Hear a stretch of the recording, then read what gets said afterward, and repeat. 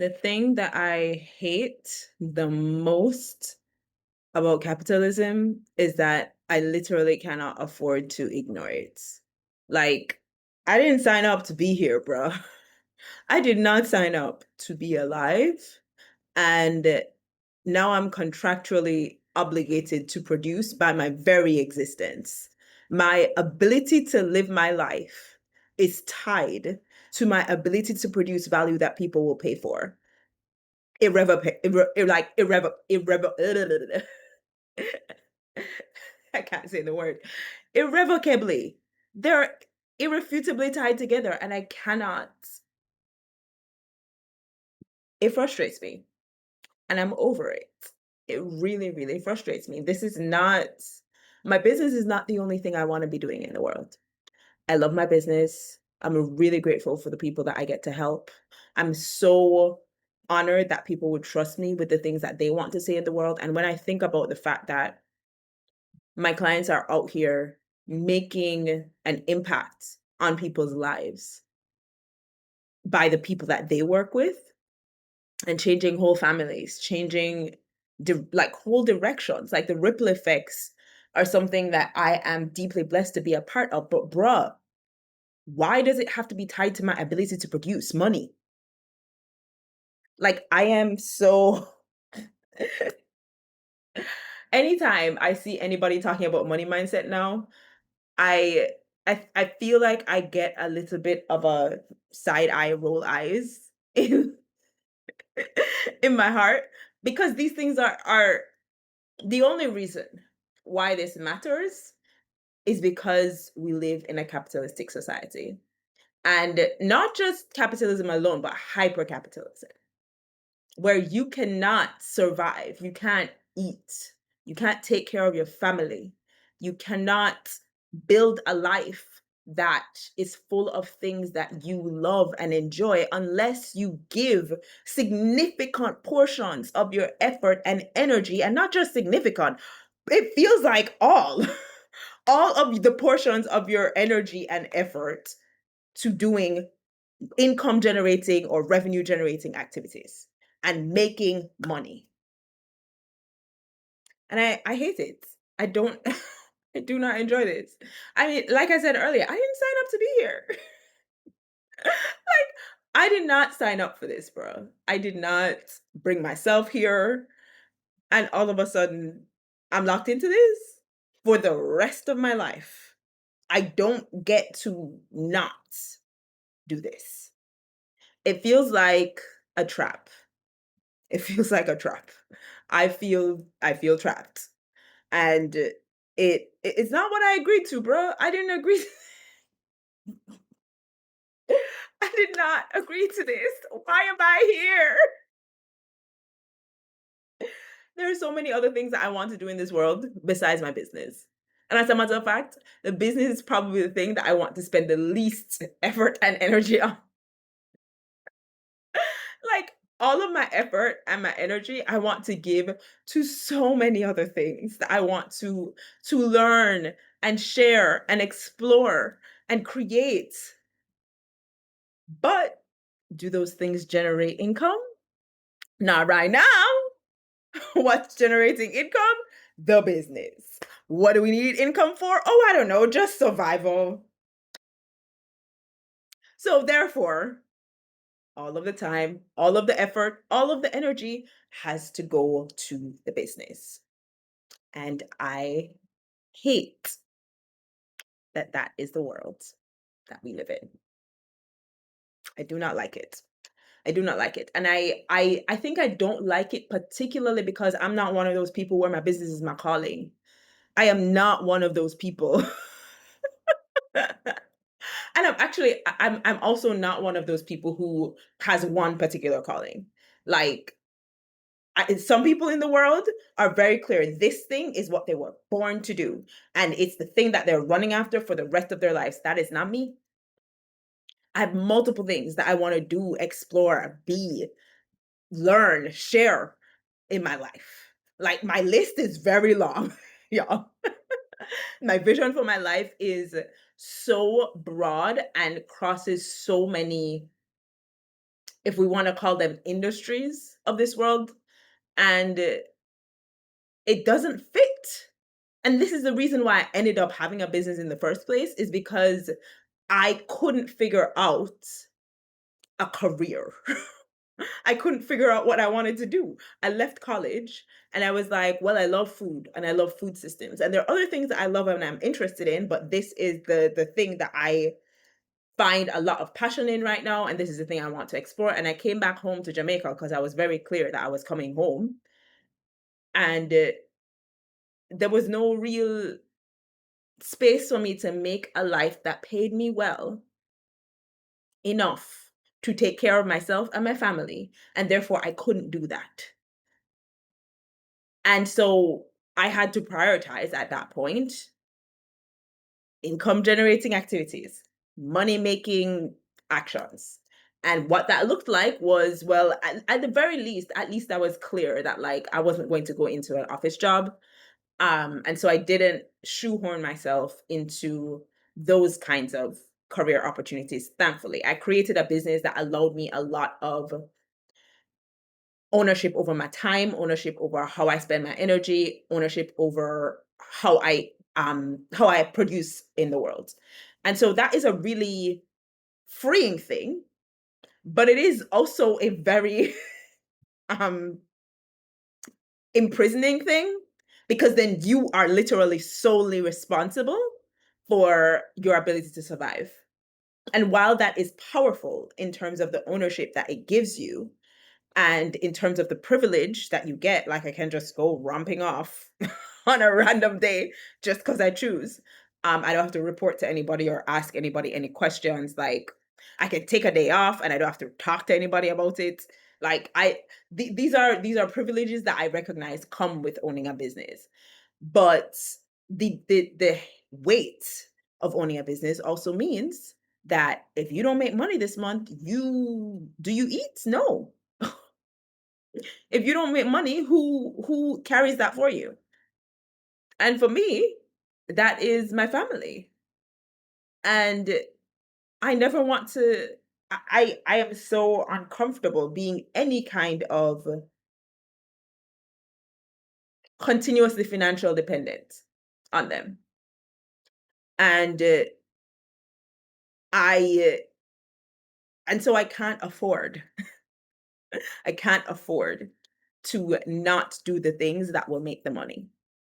I can't afford to go gallivanting, learning whatever I want to learn, creating whatever I want to create, doing whatever I want to do in the world. I literally cannot afford it, because somebody, like somebody has to take that responsibility if I don't take it on. Like somebody has to pay for my existence, and it seems only right and only fair that that person be me. It doesn't seem fair to hoist that off to somebody else. And there's a part of me that's like, well, Chelsea, you could just dash where the business and go create what you want to create. But that's not that doesn't feel responsible, and that doesn't feel fair to the people around me who will be footing the bill for my existence. Especially because even if I go do those things, there's no guarantee that those things will make money. So at what point do I then take back my own ownership for paying for my existence? Because somebody has to own that. It's either me or somebody else. This, listen, Loki, y'all. This is going to be a wild thing to say. Disclaimer. But I get why some women will marry for money. I get it. Because when you do, you don't have that weight of ownership anymore. And if you marry a man that like, or a partner that really cares about you and loves you and supports you and will bankroll your existence, then you get to create and do and make and learn and explore and share whatever the heck you want in the world without the pressure of having your very life, the very breath you breathe, tied to your ability to create money. So I get it. I understand. I understand. And I have had that thought a few times in my life.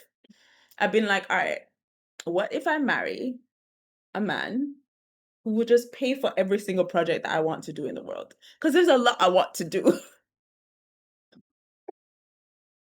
But I understand. And this is, and again, this is the dynamic that we've set up that does not serve us, because having your existence tied to money that you can generate, what it then means is money is power, right? And you handing off that power to somebody else doesn't necessarily serve you, depending on who you hand that power off to.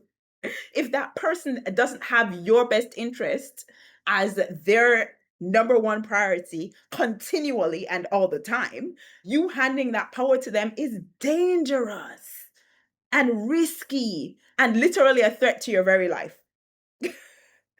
So you can't actually afford to hand off that power to people who, to really, I don't want to say not to anybody, because there is healthy dependence, obviously, right? And when you are in need, like if you have a community that steps up for you, like I have a community around me that takes care of me. My family is really near and dear to my heart, and they, I know I can go to them with any need, and they will not sit there and see me struggle and not help me, or help me figure out a way to pay for my existence, help help me by paying for my existence. Like my family and my people, my community, I know I will not ever go homeless. I know I will not ever starve. I know I will not ever be in a position where I will have clothes on my back or a roof over my head, right? Like I have a loving and caring community. But that doesn't mean that I hand this power to them indefinitely. And so I feel like, okay, well, this is a power dynamic. The system that we have of hyper extreme capitalism has set up this power dynamic where you are always paying for your existence, and somebody's responsible for that. Whether that's you, whether that's your job, whether that's your family, whether that's your partner, somebody is responsible and somebody is paying for you to be alive. Or whether it's your parents or your kids, if you're older, like somebody's paying for you to be alive because somebody has to pay. And I don't, and then you're like, okay, but, and you can't hand that power off to any and everybody.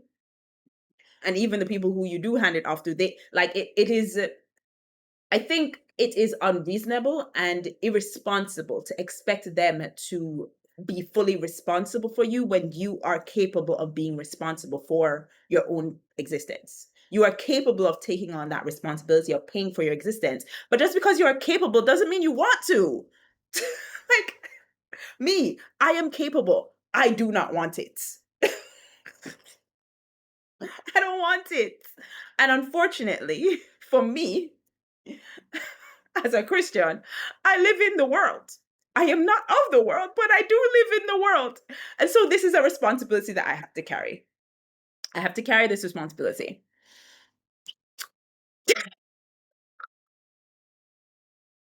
Y'all, can you tell I am displeased? I am displeased. And I have fallen, and here's the thing, y'all. I've fallen for the lie before.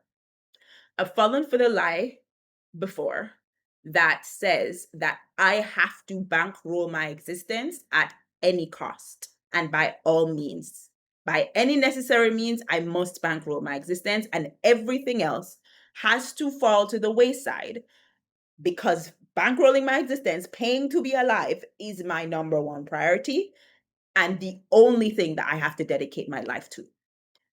That is the reason why I people pleased so hard. That is the reason why I undercharged for so many years. That is the reason why I overworked for so many years. That is the reason why I spent 10 years building a business and not building a life, is because I believe that lie.